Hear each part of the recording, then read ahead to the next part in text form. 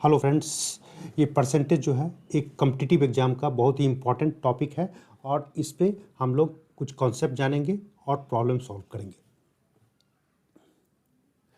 ऐसा है, कोई भी टू डायमेंशनल कोई अगर अगर कोई ये फिगर है, जैसे कि रेक्टेंगल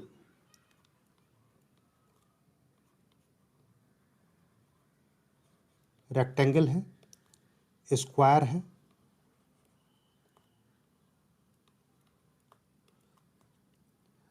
ट्रायंगल है,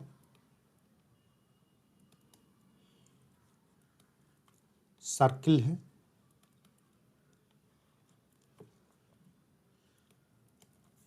रोम्बस है,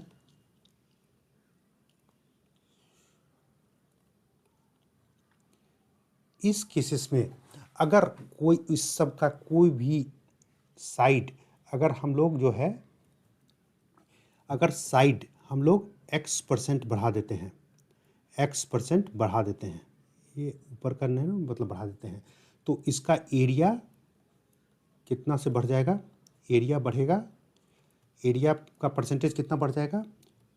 2x plus x square divide by 100%।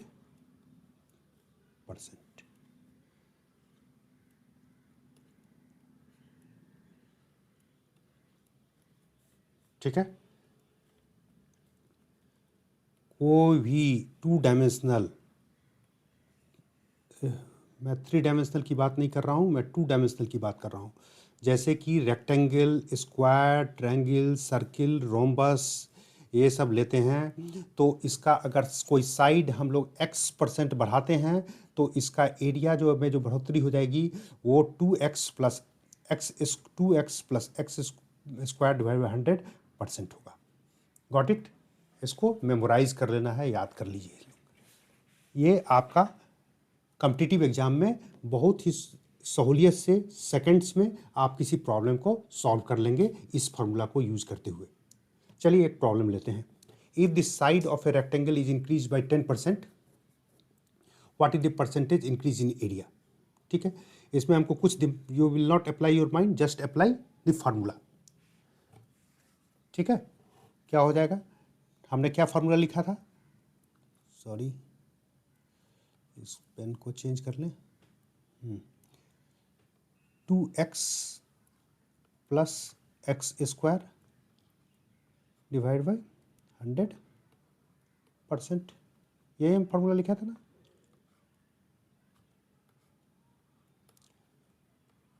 ठीक है, इस पर लगा दीजिए 2 × 10 10 10 square 10 × 10 divide by 100 equal to 20 plus 1 equal to 21%। ये आपका आंसर आ गया। ये अगर आप इस फार्मूला को अप्लाई करेंगे, इस फार्मूला को अप्लाई किया तो ये 1-2 सेकंड में ये आपको पता चल जाएगा। ठीक है, लेकिन आपको मैं जस्ट जानकारी के लिए, कॉन्सेप्ट के लिए आपको मैं ट्रेडिशनल मेथड भी बताता हूँ। ठीक है, कि आप अगर ट्रेडिशनल मेथड से करेंगे तो क्या होगा। ये हमारा रेक्टेंगल है, ये x है, ये y है, इसका एरिया बढ़ा दिया,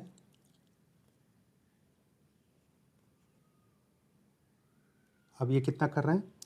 इसको 10% बढ़ाया है तो 110x/100 हो जाएगा, 110 10% बढ़ा दिया और इसको ये एरिया हो जाएगा 110y divide by 100।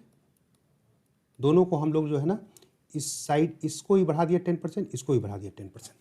Initial area क्या होगा? इनिशियल इसका एरिया क्या होगा? XY। इसका एरिया क्या होगा? XY। इसका एरिया क्या होगा?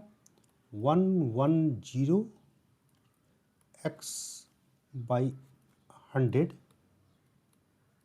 Into 110y/100।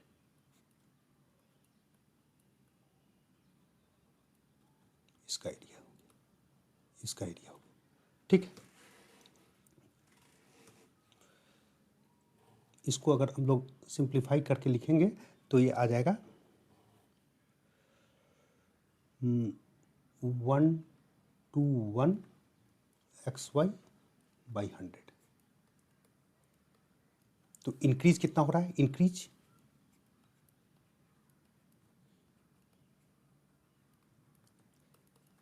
121 XY by 100 minus XY equal to, अगर इसको सॉल्व करेंगे तो क्या आएगा, इसको सॉल्व कीजिएगा तो आएगा 21 XY बाई 100। परसेंटेज इंक्रीज क्या हो जाएगा,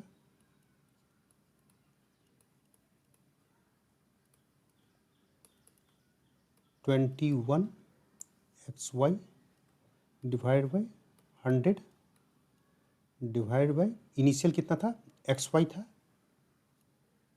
इंटू 100। जो इंक्रीज हुआ इनिशियल कितना था, इंटू 100 इजकल टू, हम लिख सकते हैं 21 XY divide by 100 into XY into 100। उसी को थोड़ा सिंप्लीफाई कर रहे हैं, कुछ भी ज़्यादा नहीं कुछ कर रहे हैं, ये सब 21 XY 1/XY हो जाएगा ना, 1/XY हो जाएगा। तो ये और ये कट जाएगा, ये और ये कट जाएगा, ये आ जाएगा 21%। ये मेथड आपको समझने के लिए मैंने बताया है। कॉम्पिटिटिव एग्ज़ाम के लिए ये मेथड बिल्कुल आपको अप्लाई नहीं करना है। अदरवाइज़ आप देख सकते हैं यहाँ कहाँ आप सेकंड्स, 1-2 सेकंड्स में इस यहाँ पे 1-2 सेकंड्स में आप इस प्रॉब्लम को सॉल्व कर रहे हैं। 1 से 2 सेकंड लग रहा है आपको इस प्रॉब्लम को सॉल्व करने में, और यहाँ पे आपका काफ़ी टाइम लग रहा है। इस प्रॉब्लम को इस मेथड से करेंगे तो इसलिए हमको इस मेथड से नहीं करना है। हमको एग्ज़ाम में इसी मेथड से हमको करना है। अगर इसी ढंग से सर्किल का भी अगर हम लोग लेंगे, सर्किल में भी करेंगे, तो अगर ट्रेडिशनल मेथड से हम लोग करेंगे तो काफ़ी कॉम्प्लिकेटेड कैलकुलेशन, इसी टाइप का काफ़ी कॉम्प्लिकेटेड, ये जो हमने बताया है इसी टाइप से कॉम्प्लिकेटेड कैलकुलेशन होगा सर्किल में भी।